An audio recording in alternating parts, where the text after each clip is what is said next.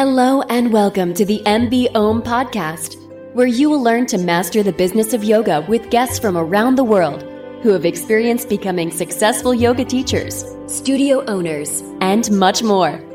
Now, here's your host, Amanda Kingsmith.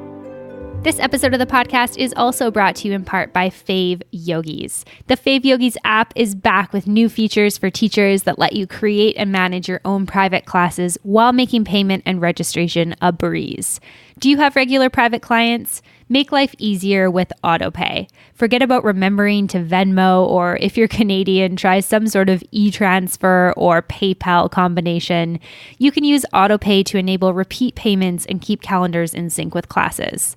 Google Calendar integration automatically updates teachers and student classes when you make changes. It's still just your yoga. Teachers add classes, students add teachers, and teachers and students stay connected. So head on over to the App Store on your device and find FavYogis. It's FavYogis. On top of that, it's totally free to download and give a try. So head on over to your App Store and find FavYogis. FavYogis. Oh, and make sure you use code MBOM, and let them know that I sent you. All right, now on to today's episode of the podcast. I am super excited to be rejoined on the podcast by Anastasia Shevchenko. And Anastasia is the founder of the Berlin Yoga Conference. And her and I talked almost 2 years ago at this point, before she had ever done the first Berlin Yoga Conference. And so I'm really excited to have her back on the podcast because we're able to catch up on what we chatted about when we talked back in May of 2018. We talk about how the first year of the festival went. We talk about the biggest business lessons that she learned from the first year of the festival, and then what she's shifting for this year, for 2020's festival or conference. She also talks about tips for those of you who might want to start a yoga conference or a festival, and gives you a little bit more information about the 2020 Berlin Yoga Conference. So without further ado, let's welcome Anastasia back to the podcast. Welcome back to the podcast, Anastasia. I'm super excited to have you here with me today. Thank you so much for having me. Yeah, absolutely. And I'm super excited to chat with you. It's been a while since we chatted last. I think our last conversation was May of 2018. So it's been over a year, about a year and a half. And I'm curious if we can start with, if you can catch me up with, everything that you've been doing in your business since May of 2018. Okay, sure. I will try to remember. So we had 4 pop-up events, which were like smaller little teaser kind of events to give people an impression for the work that we're doing, to get them in touch with some of the leading teachers that were involved in the 2019 conference, the big one, and just to kind of help us to start building a community. Also, it's nice to have some photos of people coming together that you can then use to kind of like speak about what it is that you envision. Because as you probably know, when you do something like manifestation, trying to make something possible, a physical reality out of your head, an idea, a vision, it helps to have some kind of little steps in between, and also the space for people to come and dream together, and then use the photos and the videos from those spaces to spread them with many people that could also be interested in being a part of this vision. So the 4 pop-up events were in May, in August, in November, and in February, leading up to the conference. And in between, I was just kind of trying to do a lot of things, to be honest, because the first year you try everything. You say yes to everything, even though it drives you crazy and you're like really exhausted and tired, but you feel like you're not in a position to say no yet. Yeah. Um, I can absolutely relate to that. Not even like having a yoga festival, but just being a yoga teacher. It's like you just don't feel like you're in a position to say no to things when you're new at something and when you're trying something for the first time. Exactly. And then, of course, the big conference happened May 24 to 26 this year. And when I talk about it, it always feels like it was already last year, like it was ages ago, because there was just so much learning and so much that happened in between. So the conference was amazing, challenging. There was no major disaster. That's good. I don't know if you've seen this Netflix documentary about the Fire Festival, which was this music festival in the Bahamas that was promoted as like this biggest thing, was the best acts and all of these supermodels on the beach. And then it was like a complete disaster in the end and a big fraud. Have you seen that? Yeah, I have. Yeah, it's really good. So also, a lot of secondhand embarrassment. I was like, oh man. Yeah, exactly. So watching that before the conference kind of got me prepared, just in case things start going wrong. But they didn't. I mean, no major cancellation, no earthquakes. It was quite a smooth, well-organized, beautiful event. Our venue was amazing. It was like this huge industrial space with a lake nearby and lots of nature. And we had 5 halls. We had so much programming, many amazing teachers, and a lot of people came. And at the same time, because it was such a huge venue, it felt like not enough. First year event. So altogether, we were 600 people over the 3 days, and quite international, even though a lot of people came locally from Berlin. It's just that Berlin is such a cosmopolitan city and has all of these different expats and just people who come from different places all around and stay here for a bit or have made it their home. So yes, it was really international, that's for sure. For the first year, I was surprised how international it was. And it even attracted some people from across Europe and a couple of people from the US, but there were personal contact. Yeah, that's awesome though. It's amazing to hear that, people were interested in this and traveling for it. I think that's really cool, especially for your first year. Definitely. Yes. I mean, the feedback that we got was really, really good. Of course, there are always things could be improved. And the first year was a bit of a mess, in the sense that you try everything and you have this vision, but you have a bit of a gap between the vision and the reality based on your experience level. So you just need to be more experienced in order to make it more of a closer to the vision. And resources. So resources was a big gap for me this year. It was just such an expensive production, and it was quite challenging to put it all together in the light of these circumstances.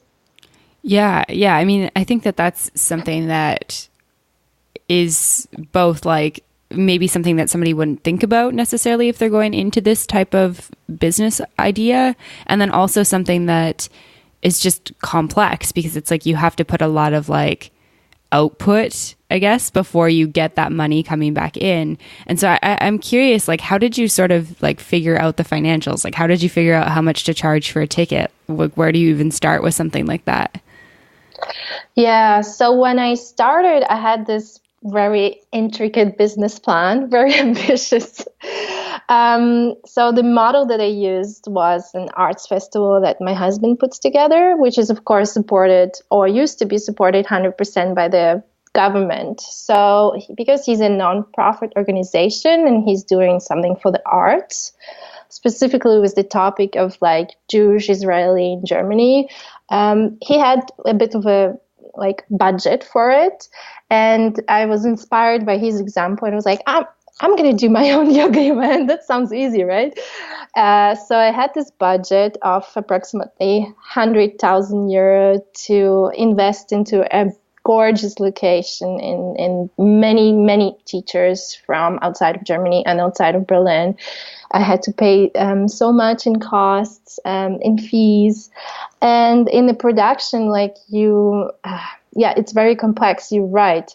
You learn about it as you go, kind of. Of course, in my budget, I put in a lot of things that I kind of predicted. And based on all of the costs and hoped for salary for me as an organizer, I had a certain ticket pricing set. And then as I went with it, I kind of started realizing, I don't think people are prepared to pay that much, specifically in Berlin. So it was a bit of a challenge to work with the pricing. And I was not so good at it probably in the beginning in terms of, thinking, okay, well, you can have a lot of people pay like this price, or you could have less people pay that price. So, I worked with a lot of discounts in the process. So that really helped. And definitely for this year, I have made an adjustment to the price. And I also made a lot of adjustments to the costs because I realized, okay, I'm not going to be able to support this project for another 3 to 5 years before it becomes, profitable like this. And just speaking to many different organizers whom I met along the way of some of the major events here in Europe, I realized that a project of this size and ambition is like an investment for a few years, and either they have like investments behind them or partners, which I didn't have. Or sponsors, which is very difficult because there's so many events, and as a new event, you don't get, a major brand endorse you. It was really quite a challenge. So what I did is I had to supplement my budget with some crowdfunding, and that went all right. I only reached 50% of my goal, and most of my donors were close friends and family. That's nice, though. It's nice to know that your family and friends are supporting you. Like, if they're not going to, sure. if they're not that interested in coming to the conference, it's nice to know that they can give you some sort of support in another way. Because I feel like it is sometimes where people want to support, us as entrepreneurs, but they're like, I don't really want to do what you're offering, which is fine. Yeah. It's true. It's so true. And now that we live in a digital era and we rely so much on digital communication and social media to spread the message about our business, I sometimes have to remind to my friends, even just giving a like or comment is a big support. Yeah. There's a meme that's been going around kind of on Instagram. I don't know if you've seen it, but it's if you don't have the monetary amount to support your small business friends, here's ways that you can do it. And it's like something, share something, comment, don't send hate their way. There's lots of ways to support somebody that maybe seems really insignificant, but is actually really meaningful. For sure. Definitely. And just sending your attention along someone, it's just so much already these days when we're so overwhelmed with things and don't have time for everything that we want to do and all the people that we love. So it really goes a long way for sure, these kind of little things. Yeah, absolutely. And I definitely want to chat more about the festival intricacies and what you're changing for next year. But I'm curious. So festival happened in May, you said. What has life looked like over the last 6 months, I guess, between May and now? Yeah. So leading up to May, starting January, my life started accelerating. It was 8 to 10 hours of work. I had to work a lot during the night because I have also 2 kids. And I'm kind of like a mom from 4 to 8 when I pick them up from daycare.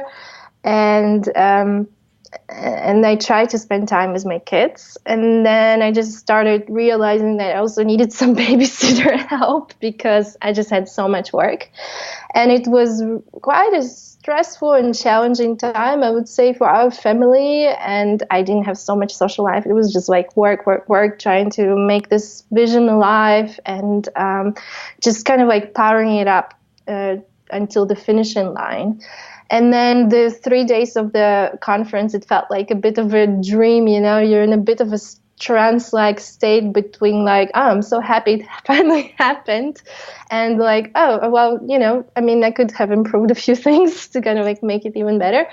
And just being relieved that it's finally there and completely like letting go and just accepting what is for those 3 days and trying to enjoy as much as possible.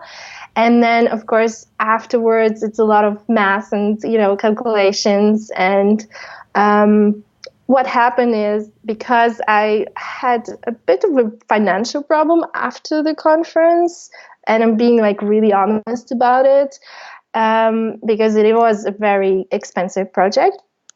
And I didn't even get paid for it. None of my team got paid for it. I was supported by a lovely team of women who gave a lot of their time and energy for this project, for the vision that we have created together.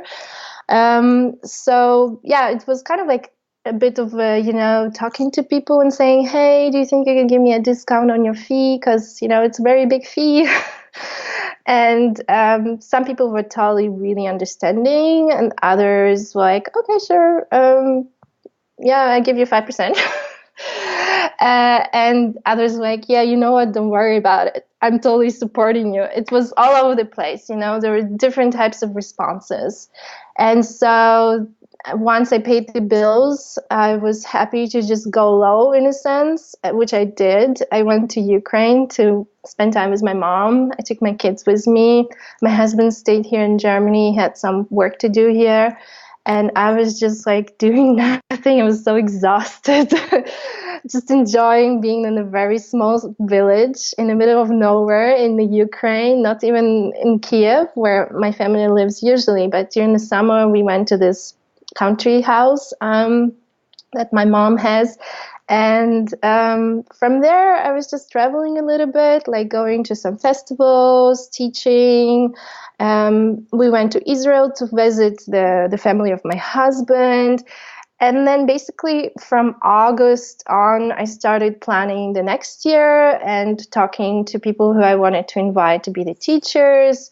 And kind of like really quickly created the lineup of the people that I wanted to invite, and incorporated all of the changes that I wanted to incorporate into the second year, learning from the first, and started to promote. And yeah, from there on, it's just been kind of like that, you know, communicating about the project, just staying active on social media, yeah, stuff like that.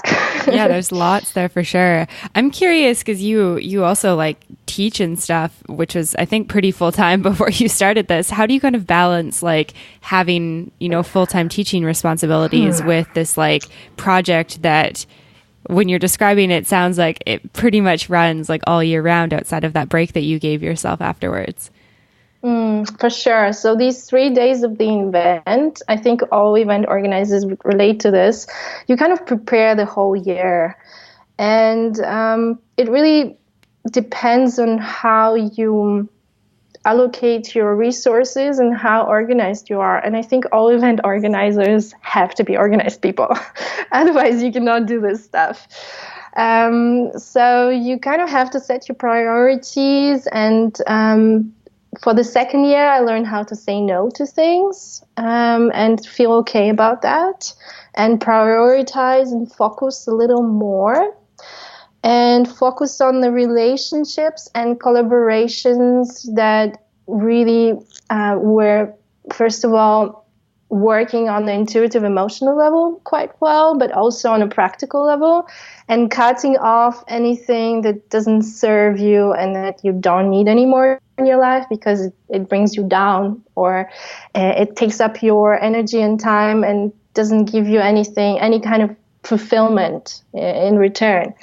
I did have to take a little teaching pause from my weekly classes between the end of 2018 and basically until the time that we've traveled in the summer and came back.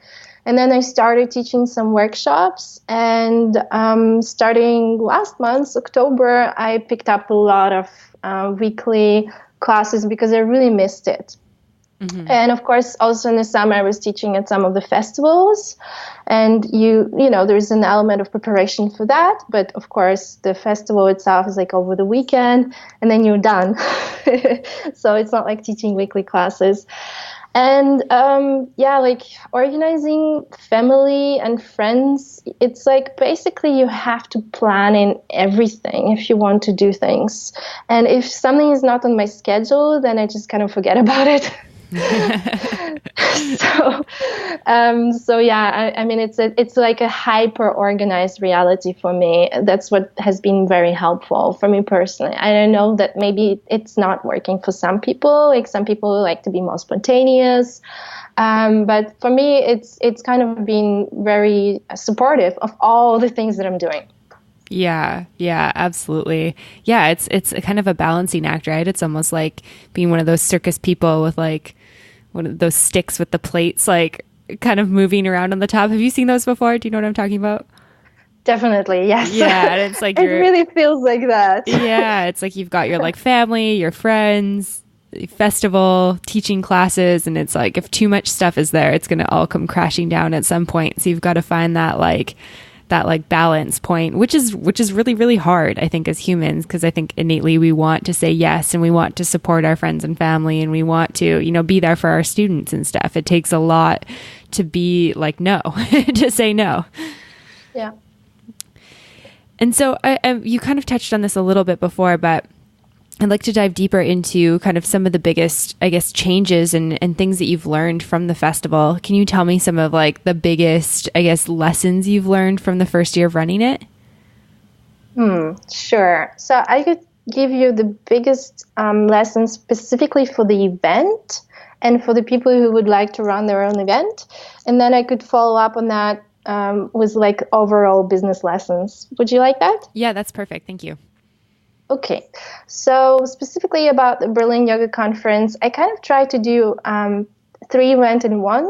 So I started out with the conference, which is a platform for learning, and it still is the core of my work. And I'm taking that part and putting more focus on it and kind of like blowing it up for the second year. Creating something more of like an industry event and like a serious event rather than like a lifestyle festival or just, you know, like some kind of gathering. So for the first year, there was also this festival part, which was kind of like a necessity in a sense. We had so much space and we had a lot of outside space. So I was like, okay, let's make the conference inside, and outside we can build like a tent and have a festival part, and we will have like a much cheaper ticket. We'll get people to come and participate that way in case they cannot afford like the conference ticket. So the festival part happened, but it felt like I really had to work on 2 separate events, the conference and the festival, because they're kind of different. There were different teachers and there were different partnerships and collaborations that were involved. And it got kind of to the point where it was confusing for people to go like on the website and try to figure out which one is the conference, which one is the festival, and why the tickets are so different in price. So I definitely don't want to do that again.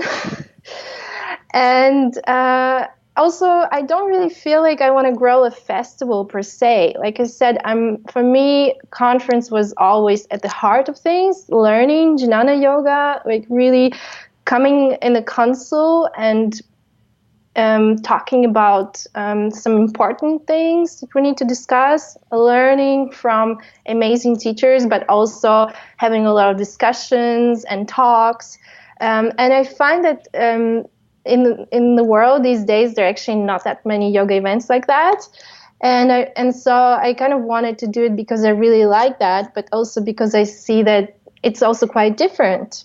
And there's just so many events out there, where it's like so many yoga festivals, and they're all kind of the same, and they reproduce the same model. Like either it's a sports festival, like lifestyle, people go to work out, and it's all about performance and how you look, or it's about kind of like a nice festival in nature, and it's all about like connecting to each other and just dancing and enjoying, but it's not so much about learning, and it's not so much about challenging yourself or being challenged by others in a good way.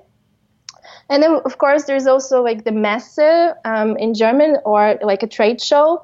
And a trade show is basically where you have brands come and sell something, or, talk to the community about whatever they're doing.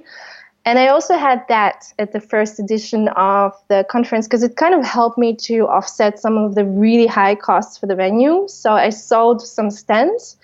And then in the process, I realized that it's not what I like to do. Like I'm not so much into the whole like organizing a temporary shopping mall, even though I really loved all the brands that I worked with. They were all sustainable, fair, ethical brands from Europe mostly. And I really respect what they're doing, and I was happy to work together with them.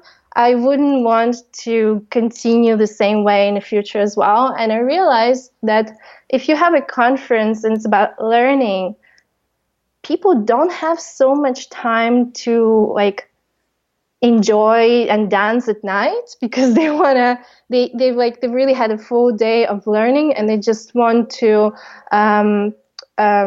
learn, and they want to go the next day to start with like a meditation, or just have enough energy to participate in the program. So or they don't have so much time or desire to do some shopping, actually.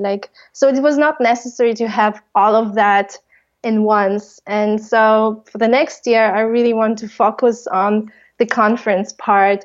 And even though maybe I will have a couple of stands, or I will have some dancing or some fun, to like some chanting, some kind of other activities besides yoga and moving arts per se, I don't want to have like the festival or, trade show, basically. Yeah. So that was my learning for the event. And for business in general, first of all, do your math. I mean, I actually had really good experiences with math in school, but I somehow didn't take that out into my own project. I was very kind of romanticizing my work and thinking that people would appreciate it, because I appreciate it very much. But it's really good to go back to reality and just, take a calculator and make your calculations, and not assume that people will get your vision right away, and kind of like have a, mathematical plan B in case they don't.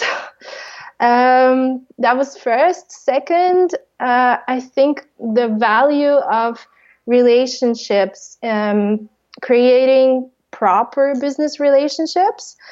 So that means partnering up with people that you really feel good about partnering up, and that really do want to help you and create a situation for like a relationship that is mutually beneficial, and not the kind of people who just want to take advantage of you and just use your project for their own enrichment or their own benefit, promotional benefit, and so on.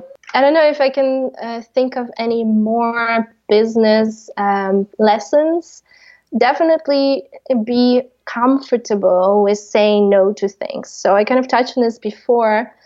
Before I really had an issue with saying no, because, as I said, I didn't feel like I could afford it, but also because I was always this really nice person and I want people to like me, But now I realize that what happens is that when you say yes, even though you should have said no, then you kind of like feel bad about it in the process and you put more pressure on yourself, and then it somehow comes out in a negative way in the end anyways. So just being like really clear with people and setting proper boundaries is very important.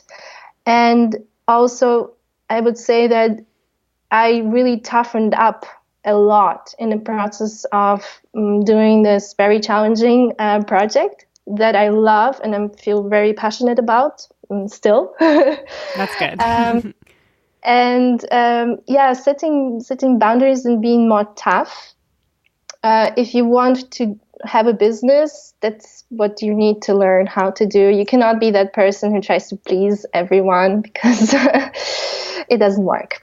Yeah. Yeah. I was thinking about when you were talking about the math side of things. I just did an international retreat, a co-led one, and I sort of felt like it was like our first one. And so I sort of felt like, okay, I'm also good at math. And I feel like the math side of things just didn't really like end up working out the way we had thought about in our first like initial conversations. And it is kind of interesting because I think that there is an element that's kind of hard when you your expenses and kind of what you want to offer, and you do this sort of like estimation of what you're going to charge.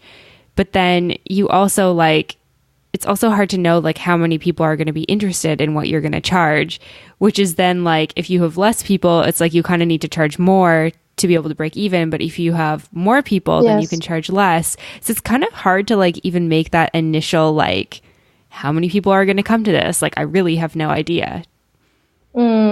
For sure. It's very difficult. And this is something that I had to learn in the process, that if you start something, start small, because I think I started really big, really ambitious. So this huge venue, this amazing teachers, this big cost, And I thought that because it's also awesome, people would just kind of come, But I think it takes time to build something up, even if it's amazing quality, simply because if something didn't exist there before, there is this power of inertia that you have to fight against.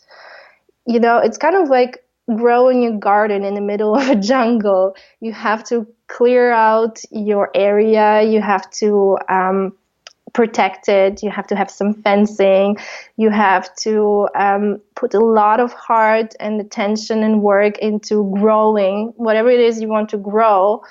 And you can only start small. And once you see that things are working out, there is an ecosystem and there is a positive response out there in the world in terms of nature or people responding and wanting to be a part of it and supporting it and wanting to have more of it, then you can naturally expand in your territory, so to say, or in your community and in your vision and in your costs. And then you can afford to do this because there is already like a background or a group of people or just the circumstances are there for you to continue. Absolutely. Yeah. I think it's like sometimes there's this like, I guess there's just this uncertainty like right from the beginning of like, booking a venue, like when you have to put that deposit down, it's like you're kind of booking into like so many people can come into that venue type thing. And it's hard to kind of think about like going on the small side of things when you're like, but this is an awesome idea and it's going to be really great. Like I want to have this space for, more people to come because once they find out, like they're going to be interested in it type thing. Hey yogis, we're just taking a quick little break from the podcast to talk about Punchpass. Are you looking for inspiration as we begin the new year? Today, I want to tell you why studios around the world love Punchpass studio management software. Charlotte has found that selling her passes online through Punchpass has helped her cash flow endlessly. And online pre-registration has meant that she always knows how many clients will show up for class. Dan says simply that Punchpass is just so easy for people, and it makes him and his business look incredibly professional. Marquita says that the team at Punchpass was attentive to her, which she really appreciated. She says that if she had a question, it was going to get answered. Laura introduced Punchpass's memberships so she can automatically collect payment from her clients. She has been amazed at how much energy, excitement, and growth her business has experienced as a result. Amanda was totally overwhelmed with the other software that she was using. She needed something more simple, and she could see that Punchpass seemed to get it. She found it quick and easy to move from one software into another, into Punchpass, and she loves how Punchpass provides her with usable information at her fingertips. Head on over to punchpass.com/MBOM to read more stories about people who have transformed their businesses with Punchpass. And you are invited to try Punchpass for free for 2 weeks and see for yourself how it might work for you. Once again, it's punchpass.com/MBOM. Okay, back to the episode. Exactly. And then another thing is that, in all honesty, I mean, what I offer is maybe not such an amazing commercial product, in the sense that sometimes when you decide to go for higher quality, you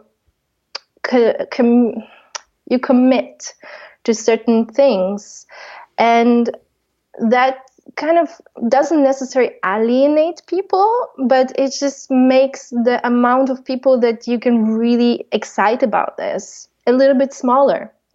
If you create something that is like good for everyone, no matter which level they are, that doesn't really work.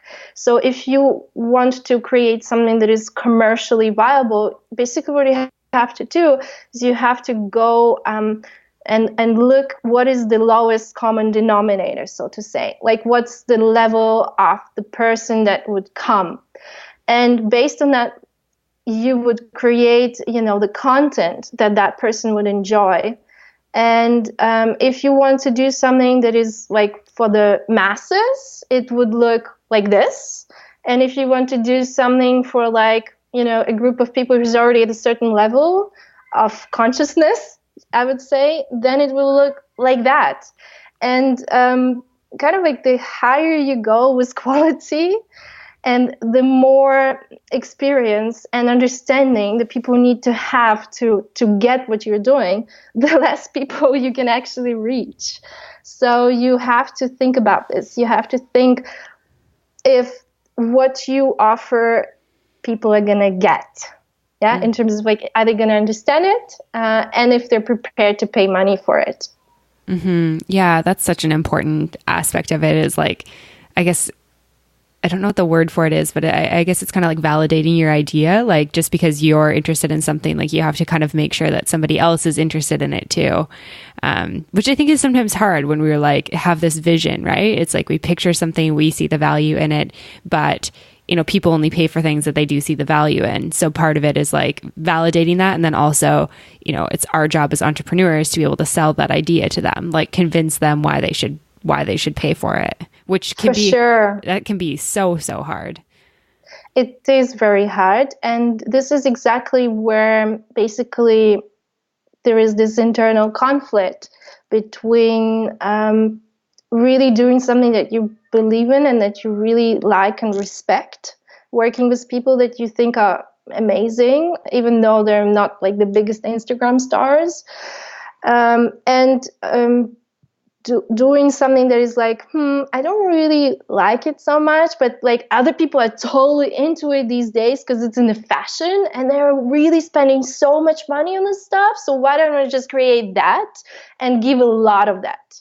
So that's the decision that everyone has to make for themselves. If you want to have like a project that brings you money and makes you rich, or if you want to basically do something that you really love and believe in, and you just want to basically cover your costs. Yes. So I think from the very beginning, I really knew that what I was doing, it was more about network and community and learning and exchange of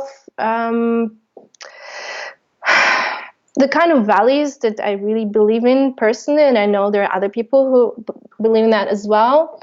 And it was not like, hey, I want to make a Wanderlust, or I want to make another Lululemon for clothing or something. Yeah, definitely looking at like how you can make it differently. And so I'm curious, with all of the things that you kind of learned and as you've started planning for 2020, like what are some of the major shifts that you've made with the conference for this next year?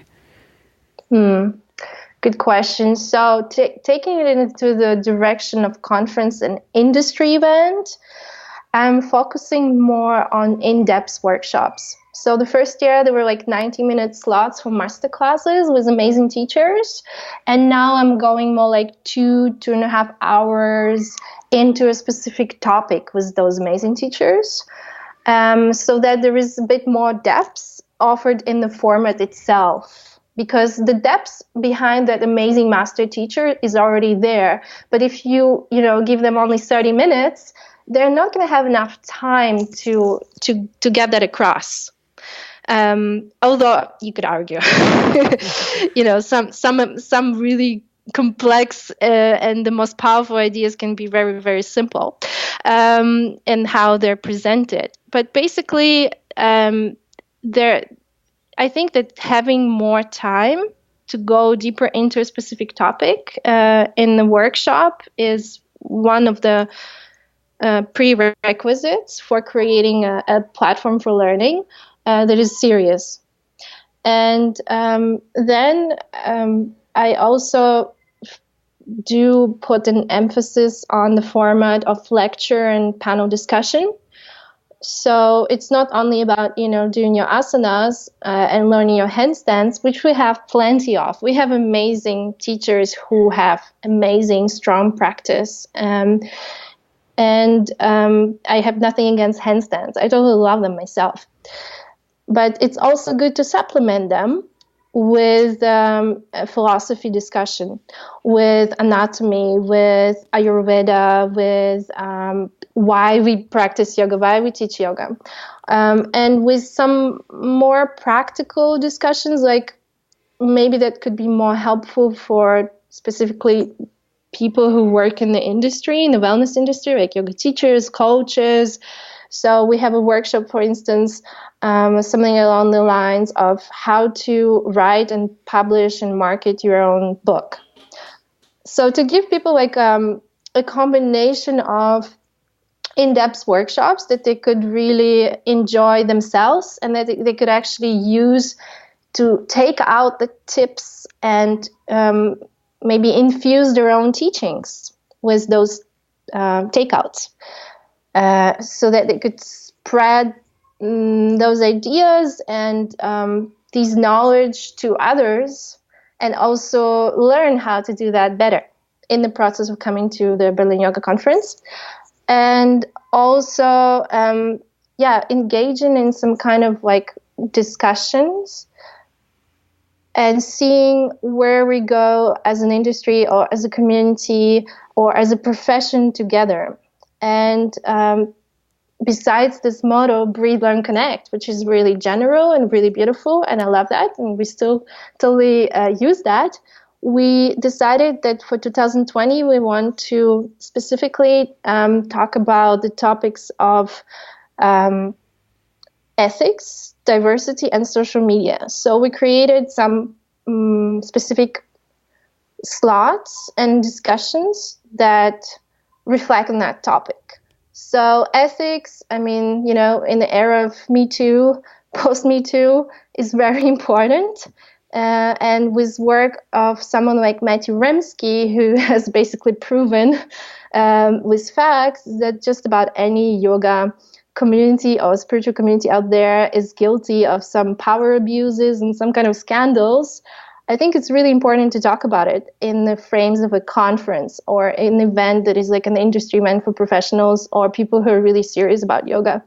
And so we bring Matthew Remski to speak about ethics, and we also have like a panel discussion on ethics of teaching yoga, where we're going to talk about some of the challenges that we face as yoga teachers these days, in the era of like trauma sensitive, things and stuff like that. Like, I think it's really important to create space for that, for ethics. And then partially the problem with the profession is that it's not regulated and it's not legalized. Ethics is something that is a part of any legal profession. Like if you're a doctor, if you belong to a certain group, to an association of doctors, and you get your license, and if you don't practice ethically, you get your license revoked. And it doesn't happen in yoga because of certain challenges of just not being regulated and not being organized. And I think it's important to create a space in the event like a conference to speak about these things and to make people think about it, and also kind of like set an agenda for the community for the future. Then diversity is about diversity of all the methods of yoga and all of them having an equal right to exist. It's about diversity of all the practitioners, beyond gender, beyond race, beyond physical ability or disability. So we have a panel discussion on that. And I try to use the idea of diversity when I approached all the different amazing teachers for 2020. So we have quite a very diverse group in the sense that of gender and age. So we have some teachers who are younger and some teachers who are really like, elderly. So that's another way to speak about diversity, by just being diverse as a group of faculty, and also hopefully as a group of the participants at the conference itself. And then social media is something that we want to discuss as in best practices for best results, like how to use social media in the yoga profession, and also how the media influences the message. So talking about how Instagram, for instance, creates certain circumstances in which there is more emphasis on the physical or the performative element of yoga, and how to go around that without losing the deeper or the more subtle aspects of yoga. Wow. So just to give you an impression. Yeah, so much good stuff in there. And I love that you're kind of looking at like what's like happening in the yoga industry right now, and having conversations about that, because I definitely agree. Like there's so much important stuff that we need to be talking about, and it can't just be all like we can't just pretend like it's not there and just, I don't know, be all zen and namaste about it, because those things are real.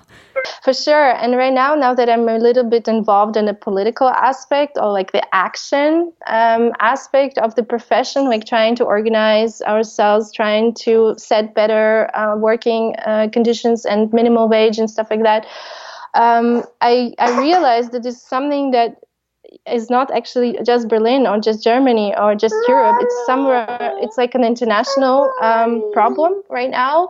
And I think it's so important to connect to people and to talk about these things. Yeah, definitely. I think that those, it's just when we're in it every day, it's really important as yoga teachers to, see how we're being affected by the things that are happening in the environment. And yeah, there's definitely, I think, different things happening within each city, town, country, and definitely like things on a bigger global level as well that are important to be having conversations about, for sure.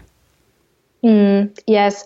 Do you know that there is now in New York, there is a first yoga union in the process of being created?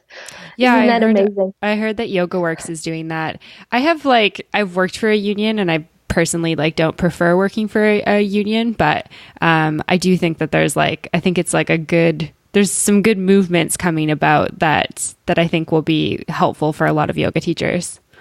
For sure. It's amazing to see, like you said, how in different places people do respond differently, because we have different economies and different political systems, and sometimes even different values put their influence on how things do develop. It's just exactly, it's so great to come together as a community once in a while, and also to observe what people are doing. And I hope that with the conference, it's going to be like a platform for people to come and engage with on a regular basis. And at the same time, in the lights of climate change and flying and things like that, I do see that it's most likely going to be like local. And I would actually, on the one hand, love to see ideas spreading. And on the other hand, I sometimes feel like, I don't know, like I don't really want people to fly across the Atlantic for this. It's such a complex topic. I don't even know what exactly I feel about it, but sometimes it's also good to remember that when you do come into a special space where there is a lot happening and you can really get enriched by the depths of the experience, sometimes it's worth it to make the trip, or to make the financial contribution towards a ticket, and then to really use that experience to basically make your yoga community a healthy and a happy one. Yeah. As a result. Yeah, absolutely. I love that. And so if people are interested in attending or learning more about the Berlin Yoga Conference, when is it going to be happening in 2020, and where can they go to learn more about that? Yes. So, the International Yoga Day, 21st of June, I kind of wanted to connect that to the conference. And I also wanted to push the conference here in Germany towards a bit of a warmer season. So from May to June, it really makes a difference. I'm Canadian. I get it. It's the difference between like snow potentially and like shorts potentially. Yeah, sometimes it could be like 1 week in between, right? So it's 19 to 21st of June 2020. So about half a year to go. And you can learn more about the project on the website, www.berlinyogaconference.org. You can follow us on Instagram, handle Berlin Yoga Conference, and you can connect via Facebook, Bear Yoga Conference on Facebook. Awesome. I'll make sure that there's links to all of that and whatnot in the show notes. And yeah, thank you so much for your time today, Anastasia. I really appreciate you coming on the podcast and giving me some time, especially since your daughter's sick today. I really appreciate it.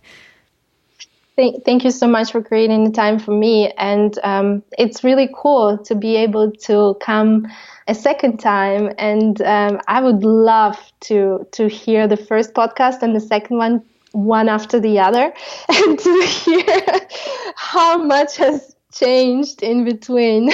Yeah, absolutely. I'll have to go back and listen as well. I remember like the gist of what we talked about, but not all like the intricate details. But yeah, it's so cool to be able to catch up like a year and a half later after you've like, successfully run this beautiful project that you made come to life, and to hear that you're doing it again next year. So yeah, really cool to hear about that. Thank you so much. Thank you, Amanda. Thank you. All right. I hope that you guys enjoyed that episode of the podcast with Anastasia Shevchenko from the Berlin Yoga Conference. If you are thinking about heading over to Berlin this spring for the conference, head on over to berlinyogaconference.org, and you can use the code MBOM when you sign up. So once again, berlinyogaconference.org, and then the code MBOM to sign up. And of course, I'll put a link for that on the show notes, so you can find that at mbomyoga.com. You can also find all the latest updates with the podcast and everything that's happening with MBOM on Facebook and Instagram at Mastering the Business of Yoga. And you can also join our private Facebook community at Yoga Business Badasses. If you have any questions, comments, or feedback, send me an email at info@mbomyoga.com. Otherwise, I'll see you next week. Thanks for listening, and namaste.